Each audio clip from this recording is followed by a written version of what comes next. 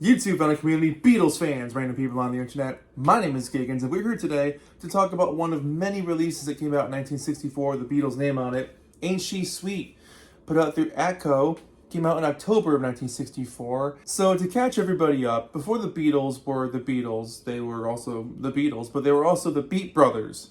And they were playing in Hamburg, Germany, doing the rounds, playing these long shows every single night in these dirty clubs, meeting people, a lot of people from England, so they became friends with a lot of people who were from, where they grew up, but playing shows nonstop, owning their craft, becoming better musicians, and generally just getting up to mischief because they were all teenagers. But during all of this, they were getting noticed by people, and they got picked up by Bert Camford, who wanted them to back up this guy named Tony Sheridan, who was also from England. And Tony had a really soulful voice, a little Elvis-esque, and he needed someone to back him up on stage and in the studio. In the studio, they did about 8 or 9 songs together. One of them, Swanee River, seems to be lost to time. Both John and Pete Best both said they did more songs than what is known as the usual 8 or 9 songs.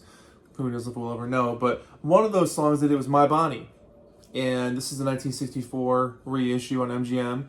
And this is basically the single that perked up Brian Epstein's ear when someone came into his record store one day looking for this, and they said, "Oh, it's a Liverpool group that's from Germany now? What's this?" And that's how Brian got involved. This song is so cool because you hear the Beatles vocally on this thing, as well as just rocking out with Tony.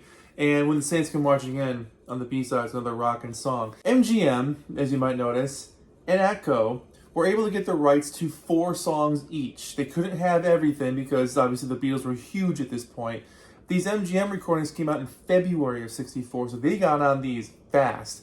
ATCO didn't put this out till October, so it came out a little bit later. The February 1964 release of the Beatles on MGM was My Bonnie, When the Saints Come Marching In, Cry for a Shadow, which was a Lennon-Harrison composition, an instrumental one at that, and the song Why. The other 4 got broken up onto this record, Ain't She Sweet, Sweet Georgia Brown, Take Out Some Insurance on Me Baby, and Nobody's Child.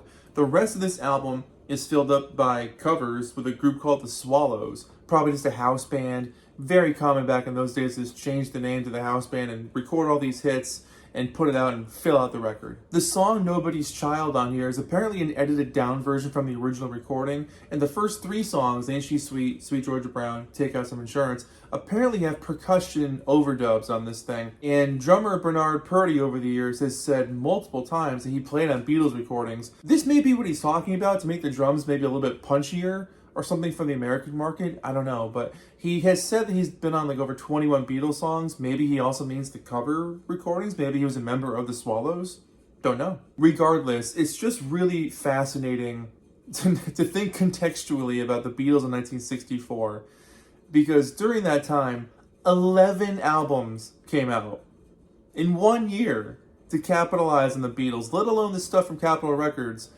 United Artists put out the Hard Day's Night soundtrack. You had this one. You had the MGM album. There was a lot happening. VJ, of course. Anyways, Ain't She Sweet is a really great, charged up rocker. John sounds so in the pocket and so ready to perform and just prove that, like, hey, we know we're going to be the next great big band. We're going to change the world someday. Let's just go in there and smash this thing out. Sound-wise on these recordings, Bert was an amazing producer and really captured their sound effortlessly. But the recording itself sounds like they're in the room with you. It's so rich, it's so dynamic, it's so fulfilling. These are some of the best recordings of the Beatles, and it's fascinating because this is when they were a new band, before Please Please Me. So this is like the raw, early Beatles with such a beautiful recording. So like contextually, historical-wise, it's incredible that we have this to listen to get a taste of what the Beatles would have been like on stage in 1961 and early 62. Fascinating stuff. After that, you get Sweet Georgia Brown, Take Out Some Insurance, and Nobody's Child, which features Tony on lead vocals, and you hear nothing else vocally from the Beatles on these tracks. But Sweet Georgia Brown is really fun because there's actually a Beatles shout-out talking about the Beatles' haircuts, so this has to be the first time the Beatles were ever mentioned or referenced in a song, and for people hearing that track back in the day, they must have been like, who the hell are the Beatles? Unless you knew who they were, it must have been like, who are the Beatles? So that's pretty rad. And Tony's voice is a little Elvis-esque, and you hear that a lot more on Take Out Some Insurance and definitely on Nobody's Child, which is the ballad of the group, kind of an old standard, if you will. But he sounds very 50s rock and roll, which is what it was at that time. Take Out Some Insurance, though, has some excellent Beatles-esque guitars. You know they were fans of Elvis's group and Buddy Holly and Carl Perkins, so they were kind of infusing all their influences into their own sound, even this early on.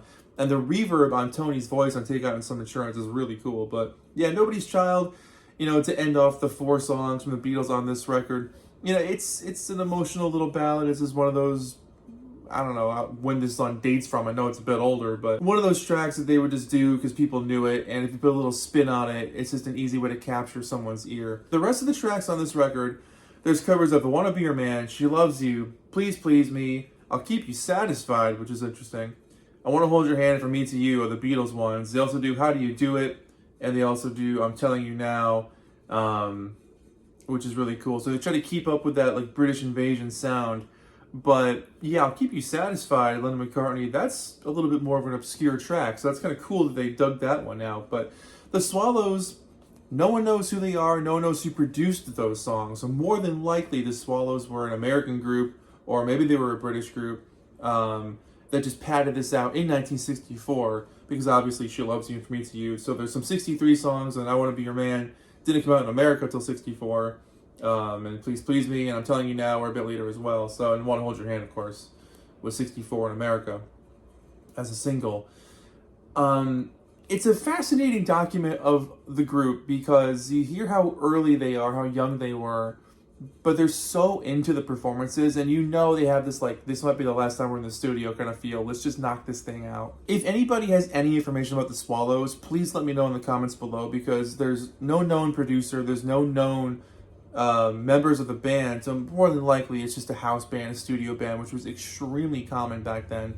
You would buy budget releases of popular songs done by other people for the bargain bin stuff. That was very, very common back then. Anyways, I just want to give a quick rundown of all the records that came out in 1964. They had the Beatles' name on it for people to buy. In January, you had Introducing the Beatles and Meet the Beatles. In February, you had Jolly Watt and Tony Sheridan with the Beatles. In April, there was a second album. June saw A Hard Day's Night. July saw Something New. October saw this album and also the Beatles versus the Four Seasons. November saw the Beatles Story. And December saw Beatles 65. So literally anybody who had any access to anything with the Beatles' name on it jumped on this chance because it was a money-making machine.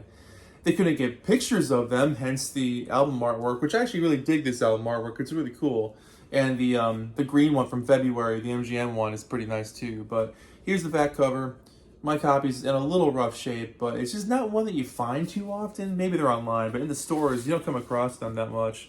And here you go. Check out that blue and tan ATCO label. The record itself is actually in fairly decent shape.